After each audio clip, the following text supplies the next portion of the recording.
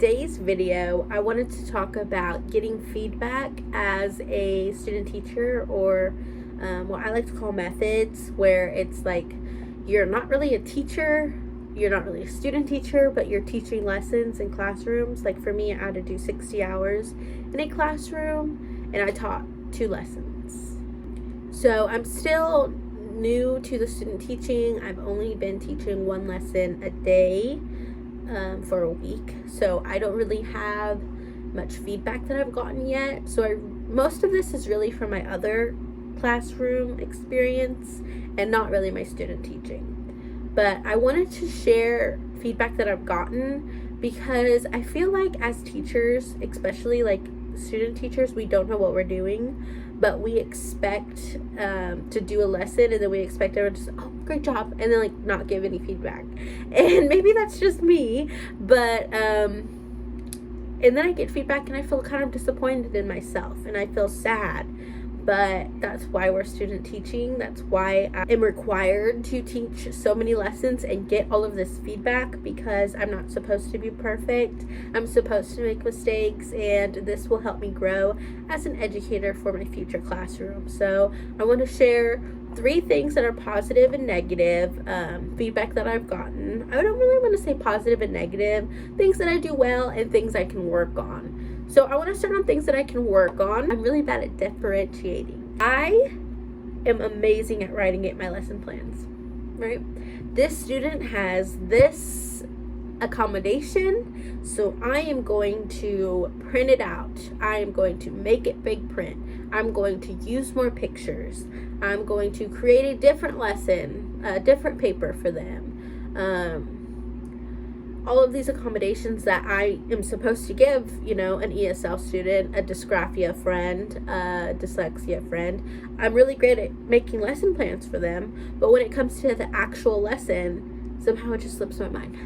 And that student doesn't have that accommodation, and so they're struggling the whole lesson. So there was an example where I created a lesson plan for a 3rd grade classroom, and it was for science, and there was like 8 slides of notes. And there was like 2 sentences per slide, but that's a lot for a friend with dysgraphia. And so I wrote in my lesson plan, I'm going to print out the slides, and it'll be fill in the blank notes for her. Completely forgot. I taught my lesson, and that poor girl was trying so hard to keep up. I gave, a less amount of work for somebody who doesn't have dysgraphia. So I felt really bad whenever I got that feedback, because I could have just followed my lesson plan, but I didn't. So that is something that I hope you can learn from my mistake, and not only make these accommodations in your lesson plan, but make them come to life. My next feedback that I have gotten is to make sure that I am engaging students. Some feedback that I've gotten is that I keep all of the knowledge at the front of the room, and it completely makes sense. So for these lessons, I'm at the front of the room and I'm saying, what's 2 plus 2? You have 2 minutes to tell me. And so they write down what 2 plus 2 is.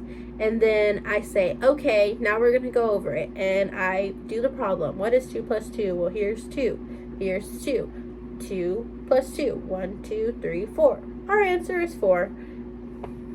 But that's kind of like not helpful for them. So feedback that I've gotten to fix it is to say, okay, what's 2 plus 2? Timmy, can you come answer it on the board? Or have everyone have whiteboards and show me their answer. This next one can be used as things that I can work on and that I do great, so I'm going to explain it. So for timers, I'm really great at having a timer and making sure that everyone has an appropriate amount of time for that particular problem or whatever we're doing. After those 10 minutes, if I see 1 or 2 people who are not ready to share with their table, I'll say, okay, let's wait. And that's not helpful, because then I have students who are doodling. I have students who are doing something else. I have students who are, causing ruckus in the room. and it's not really great for classroom management or for those students. I try my best to not only give them a good amount of time, but to honor that time and only give them that amount of time. And if they need more, then I will kind of be like, okay, I see you're not done. We're going to talk about it during small group, and we can kind of talk about your story and how we can finish it. Some positive feedback or things that I've been told that I do really well. I've been told that I'm really great at praising students. So I say a lot of things like, kiss your brain, awesome job, how did you get that? Whenever they do something kind to me or others, I tell them to kiss their heart. Stuff like that is really great to make everyone in the classroom feel special and confident. I really want them to go into any problem and feel confident. So that's why I really try to praise them, and I've been told that I do a really great job. So next, something that I do really well is create background knowledge. So for example, there was a lesson where I really wanted to create a Starbucks mode so they could really work on their project and really focus on it in class. I had everyone pretend that they were in a Starbucks, so they didn't know each other, they couldn't talk, they only could focus on what they were doing, put in their headphones, they could even listen to music. I had some Starbucks music playing really low. And not everyone went to a Starbucks before. Not everyone has even had coffee, seen coffee, been to a coffee shop. 3 out of 18 of my students had been to Starbucks. So it was very important that I did that background before I started my lesson. But these are some things that I have been told that I am really great at or could work on. I take it to heart. I do. Whenever I'm done with the lesson, I already feel like I did the worst.